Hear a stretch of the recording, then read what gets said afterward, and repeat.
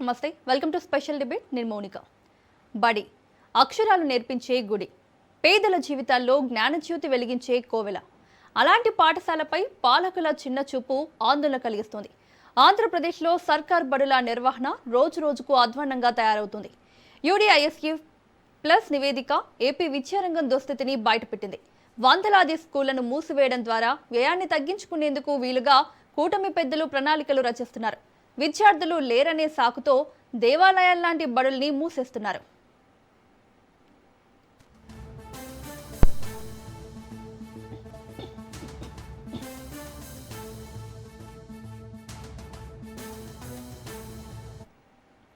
కేంద్ర విద్యాశాఖ వెల్లడించిన యూడీఐఎస్ఈ ప్లస్ నివేదిక టీడీపీ వైసీపీ నేతల మధ్య మంటలు పుట్టిస్తోంది.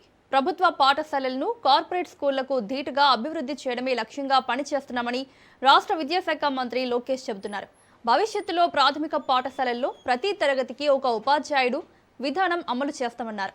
సర్కారు బడులపై తల్లిదండ్రులకు నమ్మకం పెరిగిందని, పిల్లల చేరికలు పెరిగాయన్నారు లోకేష్.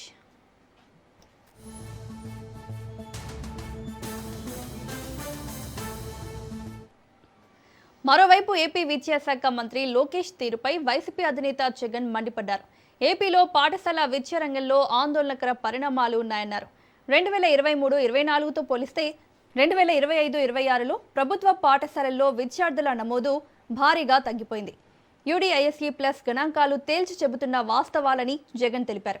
కూటమి ప్రభుత్వం చెబుతున్నది ఒకటైతే కేంద్ర ప్రభుత్వ అధికారిక గణాంకాలు వెల్లడిస్తున్న వాస్తవాలు మరొకటి అని వివరాలను వెల్లడించారు.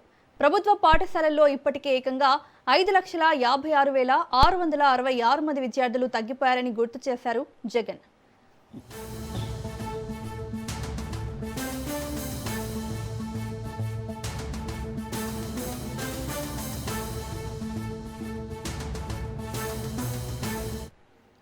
రెండు 2023-24లో ప్రభుత్వ పాఠశాలల్లో 40,50,000 మందికి పైగా విద్యార్థులుండగా 2025-26 నాటికి ఆ సంఖ్య 34,93,000కు పడిపోయిందన్నారు. తమ హయాంలో నాడు నేడు ద్వారా 8,524 కోట్లతో ప్రభుత్వ పాఠశాలల్లో మౌలిక వసతులు కల్పించామని తెలిపారు జగన్.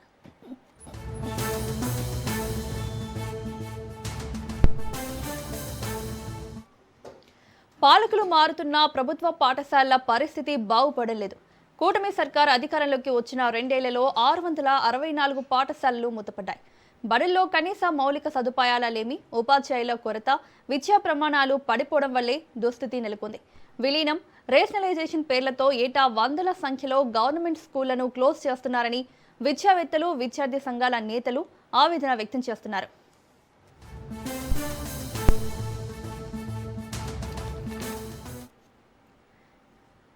ఇదే అంశంపై చర్చించడానికి డిబేట్లో పాల్గొంటున్నారు టీడీపీ సీనియర్ నేత కాంచర్ల విజయభాస్కర్ గారు, వైసీపీ అధికార ప్రతినిధి రేగిడి లక్ష్మణరావు గారు. నమస్తే అండి. నమస్కారం అండి. ముందుగా టీడీపీ సీనియర్ నేత కాంచర్ల విజయభాస్కర్ గారితో మాట్లాడదాం. విజయభాస్కర్ గారు, యూడీసీ ప్రకారం యూడీఐఎస్ఈ వెల్లడించిన అధికారిక గణాంకాల ప్రకారం 2023-24తో పోలిస్తే 2025-26 విద్యా సంవత్సరంలో ప్రభుత్వ పాఠశాలలో విద్యార్థుల సంఖ్య తగ్గింది. అలాగే పాఠశాలలు కూడా తగ్గాయి. అంటే 664 పాఠశాలలు మూతపడ్డాయి. దీనికి కారణం ఏంటంటారు? 664 పాఠశాలలు మూతపడ్డాయి అన్నారు. పోతే 5,86,000 మందికి పైగా విద్యార్థుల సంఖ్య తగ్గిపోయింది అన్నారు. మరి స్కూల్కి ఎంతమంది ఉంటారు? మా విద్యార్థులు ఒక్కో స్కూల్కి ఎంతమంది ఉంటారు? ఇంటూ 586 స్కూళ్ళు మూతపడ్డాయి కదా. మరి వేస్తే అప్పటికి 5,00,000 చిల్లర మంది ఎలా తగ్గిపోతారు?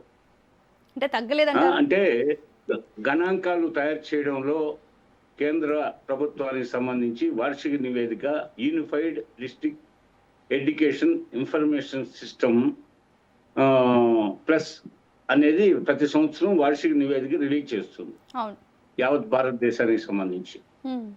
వాళ్ళ ఒక సూచిక అన్నమాట. అంటే మౌలిక సదుపాయాల విషయంలో కానీ, విద్యార్థుల సంఖ్య కానీ, పాఠశాలల సంఖ్య, విద్యా ప్రమాణాలు, వీటి మీద నివేదిక తయారు చేస్తుంది. ఎక్కడో పొరపాటు జరిగింది. ఇప్పుడు మూతపడిన పాఠశాల ఏందని చెప్పారు మీరు? 664 పాఠశాలలు మూతపడ్డాయి. విద్యార్థుల సంఖ్య తగ్గిపోయిందని ఎంతని చెప్పారు మీరు? 5.5 లక్షలు. 5.5 లక్షలు ఆ మూతబడిన పాఠశాలల సంఖ్య ఇంటూ ఒక్కొక్క పాఠశాలకి యావరేజ్ ఎంతమంది ఉండాలమ్మా? అంతమంది ఉంటారా ఇండియాలో ఏ పాఠశాలన్నా? అంటే అక్కడ వాళ్ళు లెక్కించడంలో ఏ పొరపాట్లు జరిగాయి, పునఃపరిశీలించమని కోరాలి వాళ్ళని. పోతే ఇప్పుడు 16,000 మందికి డిఎస్సి టీచర్ పోస్టులు ఇచ్చింది దేనికమ్మా? ప్రభుత్వ పాఠశాలకే కదా, ప్రైవేటు పాఠశాలల కోసం కాదు కదా డిఎస్సి రిక్రూట్మెంట్ జరిగింది. 16,000 మంది మెగా డిఎస్సి, పెద్ద ఎత్తున 16,000 మందికి టీచర్ పోస్టులు ఇవ్వడం జరిగింది. అంటే ప్రభుత్వ పాఠశాలని బలోపేతం చేయాలనే ఉద్దేశంతోనే కదా.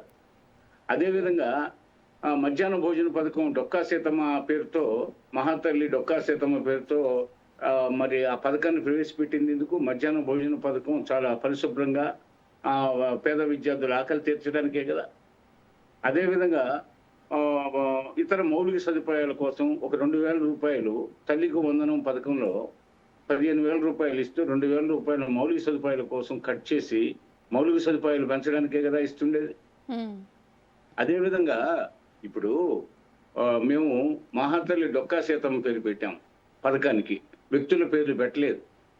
అదేవిధంగా అంబేద్కర్ గారి పేరుతో విదేశీ విద్యా పథకం ఉంది, ఆ పథకం కూడా పేరు మార్చేశారు, వాళ్ళ పేరు పెట్టుకున్నారు. అదేవిధంగా కిడ్స్ సర్వేపల్లి రాధాకృష్ణన్ గారు అంటే ఉత్తమ ఉపాధ్యాయుడిగా ఆయన భారత రాష్ట్రపతి వరకు కీర్తి శిఖరాలు అందుకున్నాడు. ప్రపంచవ్యాప్తంగా గొప్ప ఫిలాసఫర్గా గుర్తింపు పొందినటువంటి సర్వేపల్లి రాధాకృష్ణన్ గారి పేరు నామకరణం చేయడం జరిగింది. అంటే మహనీయుల పేర్లు పథకాలకి పెట్టడం జరిగింది.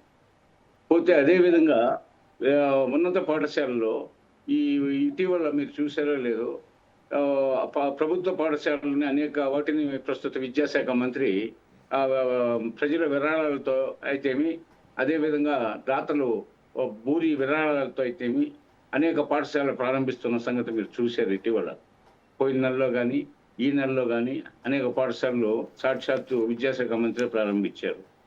అదేవిధంగా మరమ్మతులు చేయిస్తున్నారు పాఠశాలలకి. అదేవిధంగా డిజిటల్ పరికరాలు ఎన్టీ రామారావు గారి హయాంలోనే 1980వ దశకంలోనే పాఠశాలలో దృశ్య శ్రవణ విద్యా విధానాన్ని ప్రవేశపెట్టడం జరిగింది తెలుగుదేశం ప్రభుత్వం. సరే, మధ్యలో కాంగ్రెస్ ప్రభుత్వ హయాంలో అవన్నీ ఆ పరికరాలన్నీ దొంగలు ఎత్తుకుపోయారు. ఆ తర్వాత మరలా దృశ్య శ్రవణ విద్యా విధానం ఇవన్నీ ప్రవేశపెడుతున్నారు. అంతేగాని ఇప్పుడు పాఠశాలని నిర్వీర్యపరచాలా అనుకుంటే ఇవన్నీ ఎందుకు ప్రవేశపెడతారు?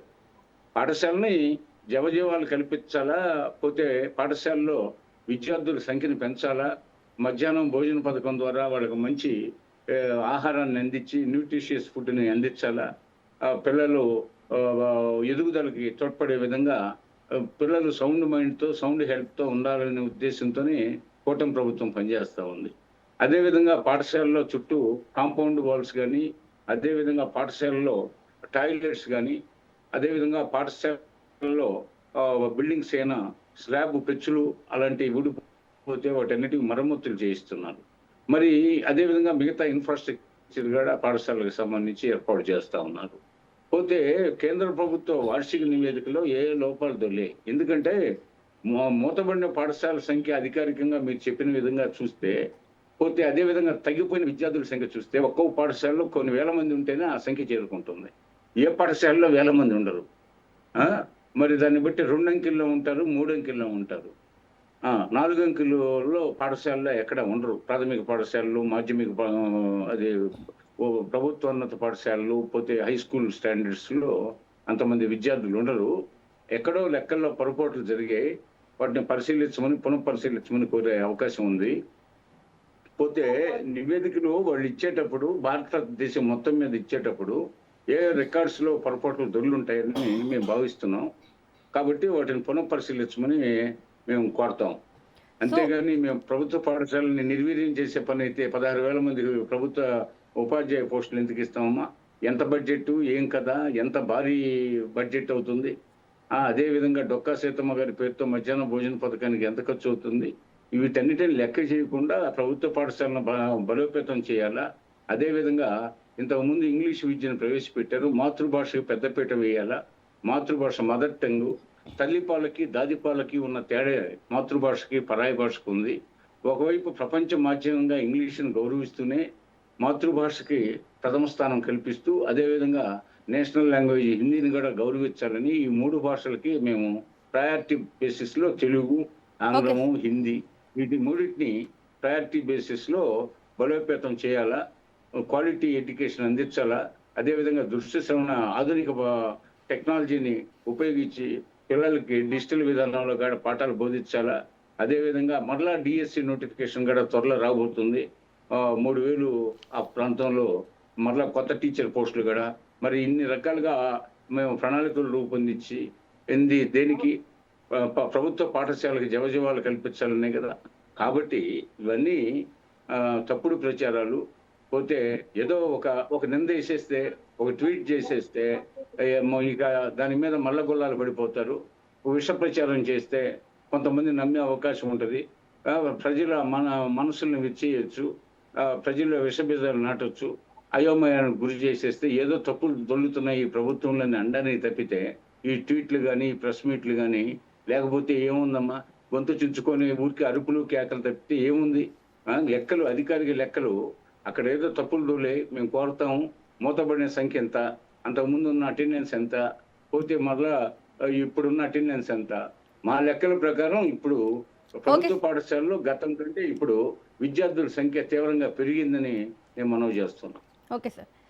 నెక్స్ట్ వైసీపీ సీనియర్ ప్రతినిధి రేగిడి లక్ష్మణరావు గారితో మాట్లాడదాం. నమస్తే సార్.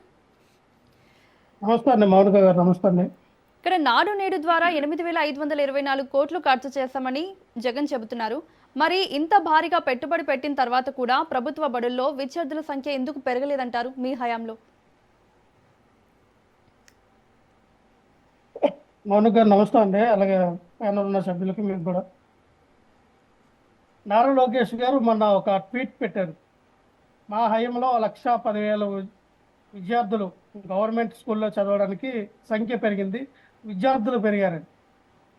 సరే ఏంట్రా అని చూస్తే అది మేము చెప్పిన లెక్కలు కాదు, లేదా వాళ్ళు చెప్పిన లెక్కలు కాదు.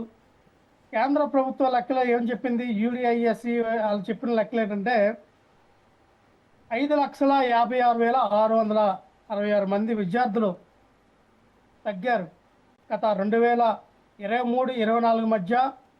ఈరోజు చూస్తే 24 నుంచి అలాగే 26 సంవత్సరానికి ఏదైతే 25-26 సంవత్సరంలో ఈ 2 సంవత్సరాలు కంపారిజన్ చేసుకుంటే ఈయనేమో ఒక పక్కన 1,10,000 విద్యార్థులు పెరిగారని చెప్తాడు, ఒక పక్కేమో కేంద్ర ప్రభుత్వ గణాంకాలేమో 5,56,666 విద్యార్థులు వాళ్ళు ప్రైవేట్ స్కూల్కి వెళ్ళిపోయారు, గవర్నమెంట్ స్కూల్ నుంచి ప్రైవేట్ స్కూల్లో చదవడానికి వెళ్ళిపోయారని చెప్తాం. అయినా మన విజయభాస్కర్ గారు ఏమంటారంటే 600 పైసలు స్కూళ్ళు మూతపడిపోతే 5,56,000 మంది స్టూడెంట్స్ ఎలాగ తగ్గిపోతారని. స్కూల్కి స్టూడెంట్స్కి సంబంధం ఏంటంటే నాకు అర్థం కావట్లా. స్టూడెంట్స్ ప్రైవేట్ స్కూల్కి వెళ్ళడానికి గవర్నమెంట్ స్కూల్ నుంచి ప్రైవేట్ స్కూల్కి వెళ్ళిపోయారు. స్కూల్ మూతపడిపోతా వెళ్ళిపోయాను కాదు, స్కూల్లో మూతపడిన సంఖ్య. అంతేగాని మీరు వేసిన ఈ లెక్కకి ఆ లెక్కకి కేంద్రం ఇచ్చిన లెక్కలు తప్పు. వాళ్ళు దేశవ్యాప్తంగా ఎన్ని స్కూళ్ళు ఉన్నాయి, ఎన్ని స్కూల్కి స్ట్రెంత్ ఎంత నడుస్తూ ఉంది ఏంటనేది కాకు లెక్కలు ఏ రకంగా అయితే ప్రవేశపెడుతుందో అలాగే యూడిఐఎస్సి కూడా ఆ రకమైనటువంటి విద్యా సంస్థకి సంబంధించినటువంటి గణాంకాలని వాళ్ళు ప్రవేశపెడతారు. దాన్ని కూడా మీరు తప్పు పెట్టారంటే గ్రేట్. ఖచ్చితంగా మీరు మీ నాయకులు వారు ఒక లెటర్ రాయమని చెప్పండి యూడిఐఎస్ వాళ్ళకి, ఏంటి మీరు ఇచ్చినటువంటి లెక్కలు తప్పు, ఒకసారి పునఃపరిశీలించాలండి. ఏంటో మరి ఒకటి మేడం, కృష్ణగిరి ఈరోజు మనం మాట్లాడుకుంటే 2023-24 విద్యా సంవత్సరం మధ్య 2025-26 విద్యా సంవత్సరంలో పోలిస్తే 40,50,116 నుంచి 34,93,450కు పడిపోయింది. అంటే నేను చెప్పి 5,57,666 విద్యార్థుల మంది ఇది మనం మాట్లాడుతాం. అంటే 45,000 నుంచి 44,222కి ఏవైతే ఈ ప్రభుత్వ పాఠశాలలు ఏవైతే ఉన్నాయో కుదించబడ్డాయి.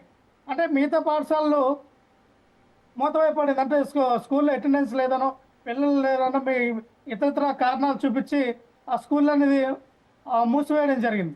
అలాగే ప్రభుత్వ ఏడేడు స్కూల్ కూడా 991 ఉంటే ఈ రోజున 797కు పడిపోయింది. మరోవైపు అదే సమయంలో ప్రైవేట్ స్కూళ్ళు ఏవైతే ఉన్నాయో ఆ ప్రైవేట్ స్కూల్లో 53,380 స్టూడెంట్స్ ఉంటే ఈ రోజున 48,40,40,296 చేరింది. అంటే సుమారు దాదాపుగా 3 లక్షల పైసలు విద్యార్థులు ప్రభుత్వ పాఠశాల నుంచి మరి గవర్నమెంట్ స్కూల్లో ప్రభుత్వ పాఠశాల నుంచి ప్రైవేట్ స్కూల్లో జాయిన్ అయిన పరిస్థితి మనకు కనబడుతోంది. అంటే దీనికి అర్థం ఏంటి? చంద్రబాబు నాయుడు గారు ఎప్పుడు కూడా ప్రభుత్వ స్కూల్ని ప్రభుత్వ సంస్థలను నిర్వీర్యం చేస్తూ కార్పొరేట్ శక్తుల్ని కార్పొరేట్ స్కూల్ని వాళ్ళని పెంపొందించడానికి వాళ్ళందరూ కూడా కోట్లు సంపాదించడానికి విద్య అనేది ఒక వ్యాపారంగా తీర్చిదిద్దారు. మనకి కలర్ కనబడుతోంది. ఎగ్జాంపుల్ చూస్తే శ్రీ చైతన్య కానీ, గీతం కానీ, అలాగే విజ్ఞాన కానీ, అలాగే భాష్యం కానీ, ఇవన్నీ కూడా ఎవరండి? ఇవన్నీ కూడా టీడీపీకి సంబంధించినటువంటి మంత్రులు, ఎమ్మెల్యేలకు సంబంధించినటువంటి స్కూళ్ళు. ఈ రోజున చూస్తే ఏ రేంజ్లో వాళ్ళు స్కూల్ ఫీజు నుంచి వాళ్ళకి ఇచ్చిన బుక్స్ కానీ ప్రతిదీ కూడా వేలల్లో లక్షల్లో మరి పేరెంట్స్ ద్వారా వాళ్ళు కలెక్ట్ చేయడం మనం చూస్తూ ఉన్నాం. అంటే పేద బడుగు బలహీన వర్గాల దగ్గర చదువు వాళ్ళకి అందరిన ద్రాక్షగా ఈ కూటమి ప్రభుత్వం పెడుతూ ఉంది. ప్రతి ఒక్కరు కూడా చదువును కొనుక్కోలేరు కదా, చదువుకోగలరు కానీ చదువును కొనుక్కోలేరు కదా.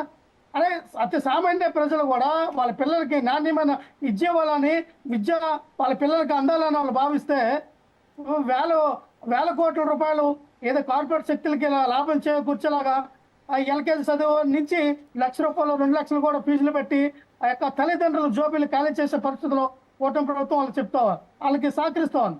ఒకటే మేడం ఇక్కడ మనకి కృష్ణలకి కనబడుతుంది ఏంటంటే, గతంలో జగన్మోహన్ రెడ్డి గారు ఈ కార్పొరేట్ స్థాయి శక్తి ఈ యొక్క విద్యా సంస్థలకి ధీటుగా ఈ ప్రైవేట్ స్కూల్ ధీటుగా గవర్నమెంట్ స్కూల్ అన్నీ ఉండాలని ఏదైతే నాడు నేడు స్కీమ్ కింద జగన్మోహన్ రెడ్డికి దాదాపు 8,700 కోట్ల రూపాయలు ఖర్చు పెట్టారు. దేనికి? ఫర్నిచర్కి, రక్షిత మంచినీటికి, అలాగే అక్కడ ఉన్నటువంటి టాయిలెట్స్ మరుగుదొడ్లకు కానీ, అలాగే ఇన్ఫ్రాస్ట్రక్చర్ డెవలప్మెంట్ ప్రతిదానికి కూడా తరగతి గదులు, అత్యవసరమైనటువంటి తరగతి గదులు కూడా నిర్మించడానికి కూడా జగన్మోహన్ రెడ్డి గారు ఈ యొక్క 8,700 కోట్ల రూపాయలు మాత్రం ఖర్చు పెట్టడం జరిగింది. ఈరోజు చూస్తే ప్రైవేట్ స్కూల్లో ఏవైతే జగన్మోహన్ రెడ్డి గారి హయాంలో 2019-24 మధ్య ఉన్నటువంటి గవర్నమెంట్ స్కూల్ అని కూడా ప్రైవేట్ స్కూల్కి ధీటుగా నిలబడ్డాయి. ఒకవైపు చూస్తే డిజిటల్ ఎడ్యుకేషన్, ప్రతి ఒక్క పాఠశాలలో కూడా 45,000 పాఠశాలలో కూడా 45,000 స్క్రీన్లు, డిజిటల్ స్క్రీన్లు జగన్మోహన్ రెడ్డి గారు ఇవ్వడం జరిగింది. తద్వారా ప్రతి ఆ స్కూల్లో కూడా డిజిటల్ ఎడ్యుకేషన్ ఏది బైజూస్తో టైప్ అయి జగన్మోహన్ రెడ్డి గారు ట్యాబ్లు ఇచ్చారు 8వ తరగతి చదివినటువంటి విద్యార్థులకి.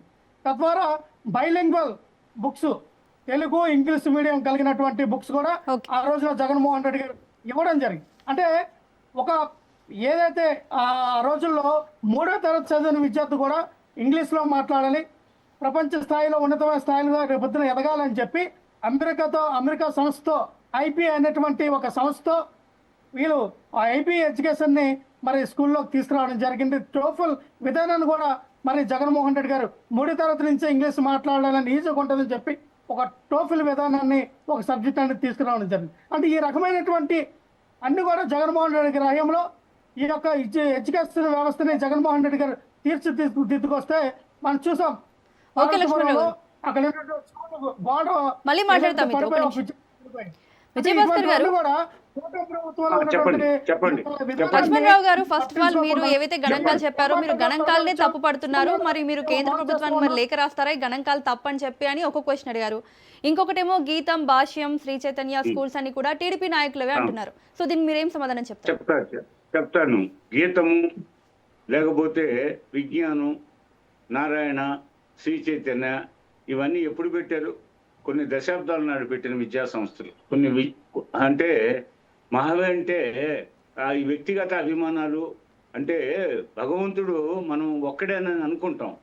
ఆచరణలో అన్ని దేశాల్లో అనేక మంది దేవుళ్ళను కొలుస్తారు. అదేవిధంగా వ్యక్తులు వాళ్ళ అభిమానాన్ని బట్టి రకరకాలుగా మద్దతు ఇస్తుంటారు. అంతేగాని అవేమి చంద్రబాబు నాయుడు గారి సంస్థలు కాదు, కూటమి ప్రభుత్వానికి సంబంధించిన సంస్థలు కాదు.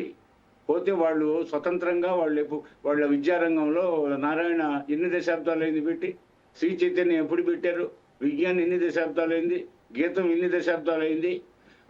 వాటికి తెలుగుదేశం ప్రభుత్వానికి లేకపోతే కూటమి ప్రభుత్వానికి ఏం సంబంధం? తెలుగుదేశం పార్టీకి కానీ కూటమి ప్రభుత్వానికి ఏం సంబంధం? అదొకటి. రెండోది ఏమ్మా తల్లికి వందనం వాళ్ళు వాళ్ళు ఒకరికి ఇచ్చారు స్కూల్ పిల్లలకి ఇది ఈ యొక్క అమౌంట్. కానీ మేము ఎంతమంది ఉంటే అంతమంది, 5 మంది ఉంటే 5 మంది, 7 మంది ఉంటే 7 మంది, 8 మంది ఉంటే 8,000, 9,000, 10,000 ఇచ్చారు. చూశారు. ఎవరు 13,000 పర్లా. 13,000 2,000 రూపాయలు ఇన్ఫ్రాస్ట్రక్చర్ కోసం, అంటే స్కూల్ డెవలప్మెంట్, అంటే స్కూల్ మోతేసే పని అయితే ఇన్ఫ్రాస్ట్రక్చర్ కోసం 2,000 రూపాయలు ప్రతి విద్యార్థి నుంచి ఆగండి, ప్రతి విద్యార్థి నుంచి 2,000 రూపాయలు వసూలు చేసి ఆ స్కూల్లో 50 మంది 60 మంది ఉన్నారనుకోండి, 50 ఇంటూ 2,000 ఎంత, 1,00,000 అవుతాయి. ఆ 1,00,000 రూపాయలతో మౌలిక సదుపాయాలు ప్రతి ఏటా, అంటే ఎవరు గ్రీన్ గా ఉంచడానికి ప్రతి ఏటా కేటాయింపులు. సహజంగా ఏంటంటే ఈ పద్ధతి రాకముందు ఎప్పుడో 10 ఏళ్లకో 15 ఏళ్లకో 20 ఏళ్లకో మరమ్మతులు జరిగాయి. ఎప్పుడో టెండర్లు పిలిచి వర్కులు ఇచ్చేవాళ్ళు.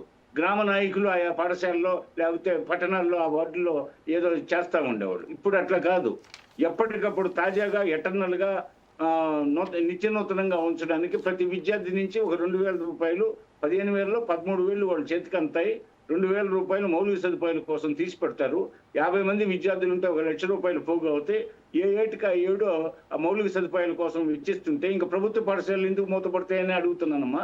రెండోది అదేవిధంగా మా మా తల్లికి వందనం కింద మరి 13,000 రూపాయలు విద్యార్థులకు ఎందుకు ముట్ట చెప్తున్నారు అంటే వాళ్ళ అంటే అటెండెన్స్ని పెంచాలనే కదా.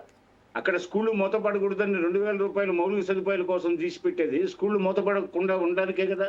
అట్లాగా 13,000 రూపాయలు విద్యార్థులు అటెండెన్స్ని పెంచడానికే కదా. ఇందులోనే సత్యం ఉందనేది, సత్యం దాగుందనేది అర్థమవుతుంది కదా. అదేవిధంగా మాకు ఈ తల్లికి వందనంతో పాటు ఇదే విధంగా మధ్యాహ్న భోజన పథకం డొక్కా సీతమ్మ గారి పేరుతో ఎందుకు పెడుతున్నాం?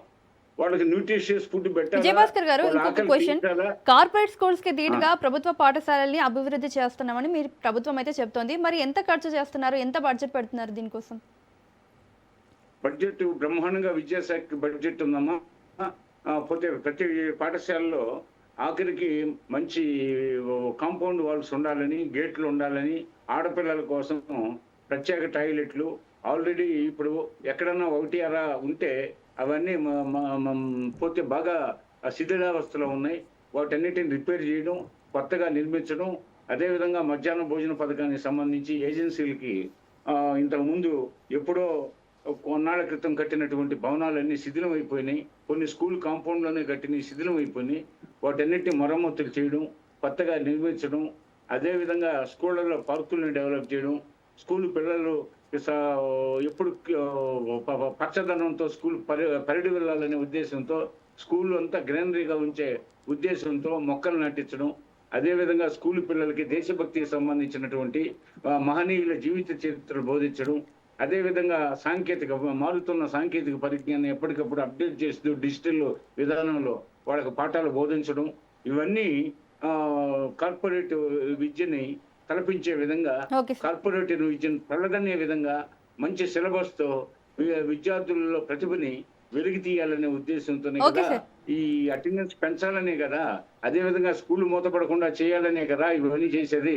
మరి స్కూల్ ఏదో నివేదికల్లో ఈ భాష్యం గీతం ఈ విద్యా సంస్థలు ఏవైతే ఉన్నాయో అవి ఇంతకు ముందే ఉన్నాయి, ఇప్పుడు వచ్చినవైతే కాదు. సో టీడీపీ నాయకులకు కానీ కూటమి ప్రభుత్వానికి కానీ వీటితో అయితే సంబంధం లేదు అని చెప్తున్నారు విజయభాస్కర్ గారు.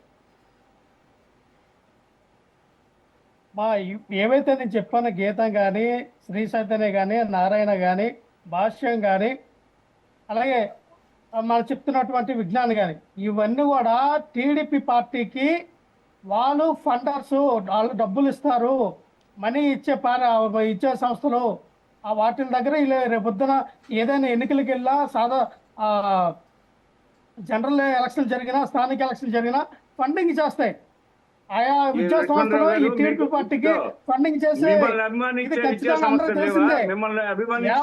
ఎవరిని అడిగినా ఈ తెలుగు రాష్ట్రాల్లో కదా, ప్రపంచంలో ఎవరిని అడిగినా చెప్తారు ఈ సంస్థలను కూడా టీడీపీకి అనుకూలమైన సంస్థలు. వాళ్ళకు అనుకూలంగా ఏదైనా ర్యాంకులు కానీ మనం చూసాం. ఎప్పుడైనా ఏదైనా జరిగింది విద్యా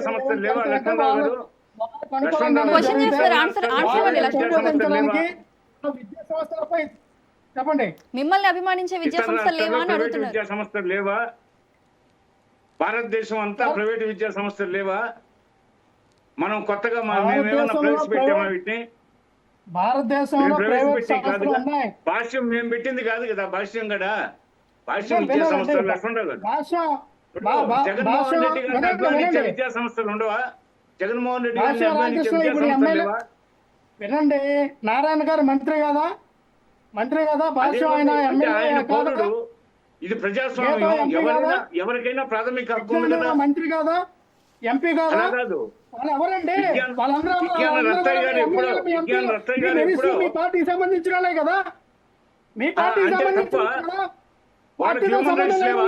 హ్యూమన్ రైట్స్ లేవా? ఇది డెమోక్రసీ. మీరు అత్యధికంగా ఏ రోజైనా నారాయణ గాని శ్రీ చైతన్య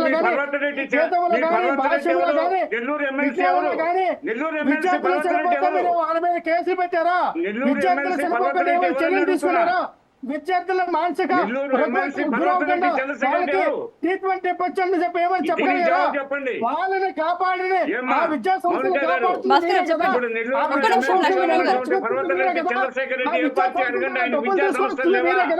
ఆ విద్యా సంస్థలు ఎలక్షన్ చేస్తుంది మీరే కదా, ఆ విద్యా సంస్థలకి వెనక చంద్రశేఖర్ రెడ్డికి విద్యా సంస్థలు ఉన్నాయా లేవో చెప్పండి. నెల్లూరులో వినండి సార్, నేను లక్ష్మణరావు గారు, విజయభాస్కర్ గారు స్పెషల్ డిబేట్ లో పాల్గొన్నందుకు థ్యాంక్ యూ అండి. ఓకే అండి, స్పెషల్ డిబేట్ లో పాల్గొన్నందుకు థ్యాంక్ యూ సార్. విజయభాస్కర్ గారు, లక్ష్మణరావు గారు, ఇది వాళ్ళ స్పెషల్ డిబేట్. చూస్తూనే ఉండండి రాజ్ న్యూస్.